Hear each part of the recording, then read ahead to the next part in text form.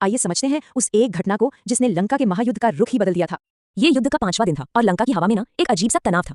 लगता था जैसे हवा भी कांप रही हो, मानो से पता हो कि आज इतिहास लिखा जाएगा, क्योंकि आज रावण का सबसे शक्तिशाली बेटा इंद्रजीत अपनी किस्मत बदलने वाला था। और ये सब हो रहा था निकुंभिला में, जो लंका की सबसे गुप्त और रहस्यमयी जगह थी।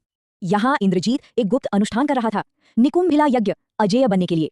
अगर ये यज्ञ पूरा हो जाता तो वो अजेय हो जाता, कोई उसे छू भी नहीं सकता था। इंद्रजीत ही रावण की आखिरी उम्मीद था, उसका सबसे खतरनाक, सबसे भयानक अस्त्र। पर कहते हैं ना, किस्मत को कुछ और ही मंजूर था। तभी अचानक आसमान में एक जोरदार गड़गड़ाहट हुई और बिजली जमीन पर आ गिरी। वो कोई और नहीं, हनुमान थे, जो वज्र की तरह निकुंभिला पर टूटे थे। उनके आते ही सब कुछ बिखर गया, यज्ञ की आग बुझ गई, मंत्रों का जाप टूट गया।